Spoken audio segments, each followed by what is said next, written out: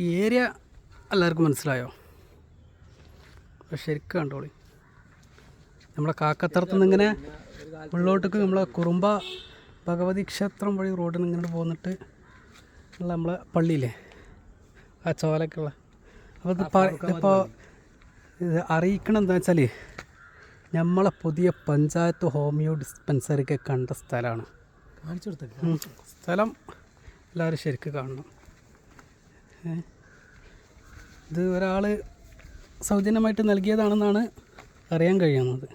അയാളെ താല്പര്യത്തിന് നമ്മൾ എന്ത് ചെയ്യണം? അഭിമാനം, സന്തോഷം. അയാൾ നല്ലൊരു ഒരു പഞ്ചായത്തിന് അങ്ങനെ ഒരു സേവനം ചെയ്തില്ലേ, അപ്പം നല്ലതാണ്. പക്ഷേ ഇതൊരു 10 ആൾക്കെങ്കിൽ 10 ആൾക്ക് ഉപകാരപ്രദമാകാൻ വേണ്ടിയിട്ടാണോ, നല്ല മനസ്സോട് കൂടിയിട്ടാണോ ഭരണസമിതി ഇത് ഏറ്റെടുത്തിട്ടുള്ളത് എന്നുകൂടി ഒന്ന് ചോദിക്കുകയാണ് ഈ വീഡിയോയിലൂടെ. കാരണം ശരിക്കും എന്താ പറയുക, ഹോമിയോ ഡിസ്പെൻസറിക്ക് 30 ലക്ഷം ബിൽഡിങ്ങിനുണ്ട്. കണ്ടെത്തിയാൽ മതി. സ്ഥലം കണ്ടെത്തുമ്പോഴാണെങ്കിൽ ജനങ്ങൾക്ക് ഉപകാരപ്പെടുന്ന രീതിയിൽ സൗകര്യപ്രദമായ സ്ഥലം. ഇതിപ്പോൾ ഒരു ബസ് സർവീസുള്ള റോഡല്ല. ഇനി ബസ് സർവീസുള്ള റോഡിൽ ആളുകൾ വന്ന് ഇറങ്ങിയിട്ട് എപ്പോഴും വണ്ടി കിട്ടുന്ന കാൽനടയായിട്ട് ഇങ്ങോട്ട് വരണം എന്നുണ്ടെങ്കിൽ ഏകദേശം 1 കിലോമീറ്ററിനടുത്തുണ്ട്. 1.5 കിലോമീറ്ററിനെ കൂട്ടിക്കോളി. പിന്നെ ഓട്ടോറിക്ഷ യഥാസമയം കിട്ടുന്ന റോഡുമല്ല ഇങ്ങോട്ട്. ഇങ്ങനെ ജനങ്ങളെ ബുദ്ധിമുട്ടിച്ചിട്ട് അവർക്കൊരു സൗജന്യ ചികിത്സ നൽകാനാണോ താല്പര്യം? നല്ലൊരു മനസ്സോടെ നല്ലൊരു ഉദ്ദേശത്തോടെ ജനങ്ങൾക്ക് ഉപകാരപ്രദമാകുന്ന രീതിയാണ്. ഇതിനേക്കാൾ ഇവിടുത്തെ ഭരണസമിതി വീഡിയോ ചെയ്യണോ അതോ ഉദ്ദേശത്തിൽ ഞങ്ങൾ ആ വീഡിയോ ഇതിൽ പറയുന്നതും ആ ഉദ്ദേശം, നല്ല ഒരു ഉദ്ദേശത്തോടെയാണ് ഭരണസമിതി ഈ ഒരു സേവനം ജനങ്ങൾക്ക് നൽകാൻ ഉദ്ദേശിക്കുന്നത്. ഇതിനേക്കാളും കുറച്ചും കൂടി നല്ല ജനങ്ങൾക്ക് യഥാസമയം, അതായത് അതിൻ്റെ പ്രവർത്തന സമയത്തിൽ ഏത് സമയത്തും എത്തിപ്പെടാൻ നല്ല റൂട്ട്, നല്ല ബസ് സർവീസുള്ള എത്ര പഞ്ചായത്ത് വിചാരിച്ചാൽ അത് നടക്കും.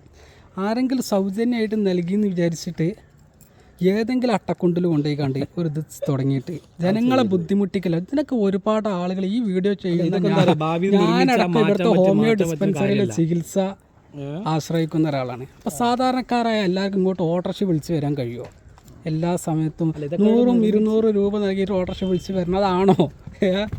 അപ്പോൾ എല്ലാവർക്കും അതിന് സാധിക്കില്ല. അപ്പം നല്ല ഉദ്ദേശത്തോടെ ജനങ്ങളെ കൈകളിലേക്ക് ഇത് എത്തണം എന്നുള്ളൊരു ഉദ്ദേശത്തോടാണ്.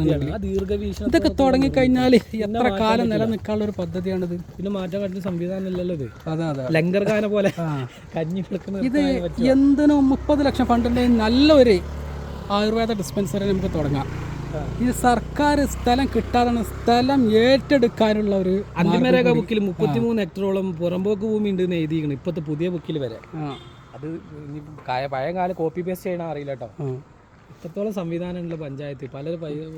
പിന്നെ ഈ സ്ഥലം ഏറ്റെടുപ്പ് നിയമപ്രകാരം നടത്തിക്കണോ എന്നുള്ളത് നമുക്ക് പരിശോധിക്കേണ്ടതാണ്. പിന്നെ ഇവിടെ അതിനോടനുബന്ധമായിട്ടുള്ള യാതൊരു പ്രവർത്തനവും തുടങ്ങിയിട്ടില്ല എന്നത് ഈ പഞ്ചായത്തിലെ നാട്ടുകാരെ ഞങ്ങൾ അറിയിക്കുകയാണ്.